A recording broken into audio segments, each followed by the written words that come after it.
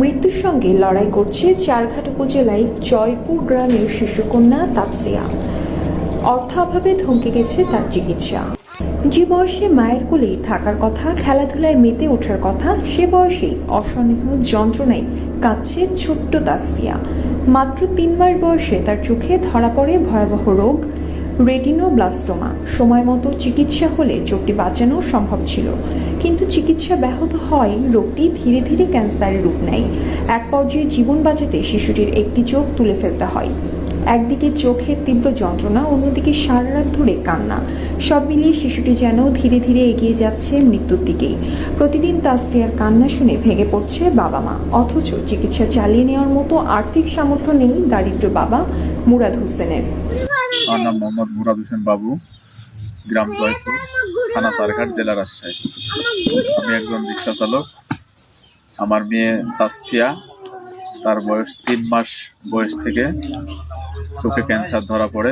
আমরা 4 মাসের সময় রাজশাহীতে চোখ উঠায় ফেলাইছি। তারপরে ডাক্তারের পরামর্শ ঢাকা পিজি হাসপাতাল, বাডেন এগুলিতে চিকিৎসা করাই। প্রায় 3 বছর ওখানে চিকিৎসা করাইছি। আমার জায়গা জমি যা ছিল, বাগান সব কটে বেচেছি। তারপরে লাস্টে এসে একটা রিক্সা ছিল, সেটাও বেচেছি। শিশুটির মা কান্নাজড়িত কণ্ঠে জানান, জন্মের পরে 3 মাস বয়স যখন তার, তখন লাইটের আলোতে সাদা একটা চোখের মণিতে দেখা দেয়। হঠাৎ 5-7 দিনের মধ্যে আমরা রাজশাহী মেডিকেলে নিছি। ওখানে পরীক্ষা নিরীক্ষা করার পরে ওইটা পরীক্ষার রিপোর্টে আসে যে রেটিনোব্লাস্টোমার, চোখটা উঠাই ফেলতে হবে। আমরা দেরি না করে বাইরে 3-4 জায়গায় দেখাচ্ছি, একই কথা বলছে। তারপরে আমরা রাজশাহী মেডিকেলে চোখটাও আর উঠাইছি। ল্যাবে পরীক্ষা দিছিল, 15 দিন পর রিপোর্ট আসছে ক্যান্সার। ওখান থেকে আমাদেরকে বলা হয়েছে যে ঢাকা পিজি হাসপাতালে অথবা শাহবাগে নিতে হবে। আমরা দেরি না করে ওখানে পিজি হাসপাতালে গেছি। ওখানে 6টা কেমো দিছে, আরও অনেকগুলো পরীক্ষা নিরীক্ষা করাইছে।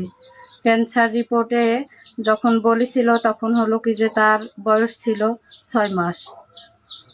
কেমো দেওয়ার পরে ওটা ফুলা অনেক কমে যায়। তারপরে চিকিৎসা যতদিন চালাইছি ততদিন ঠিক ছিল।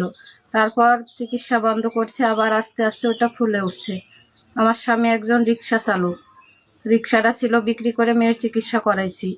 এখন একটা জমার রিক্সা চালাই। আমাদের সংসার দেখাশোনা করতে উনি একজন হিমশিম খায়। এখন আর কিছুই করতে পারছি না। মেয়ের চিকিৎসার জন্য অনেক টাকা খরচ করেছি, এখন মেয়ের চিকিৎসাও বন্ধ হয়ে গেছে। খাবার খেতে পারে না ছোট্ট শিশু তাসফিয়ার কষ্টের কথা বলেন শিশুটির নানি।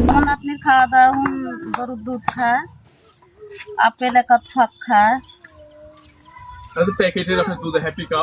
তাছাড়া কিছু খাইতে পারে না। ভাত টাত আগে খাইতো, এখন খাইতে পারে না। এই গরুর দুধ দেয়, ওই আপেল একাত ফাঁক খাইলে খায়। একাত ফাঁক যদি পেয়ারা খাইতে মন যায়, সঙ্গে আমাকে একটু পেয়ারা দাও, পেয়ারা খাবো। পেয়ারা যদি কাটিয়ে দিই তো একাত ফাঁক পেয়ারা খাবে। এই তাছাড়া কিছু খাইতে চায় না।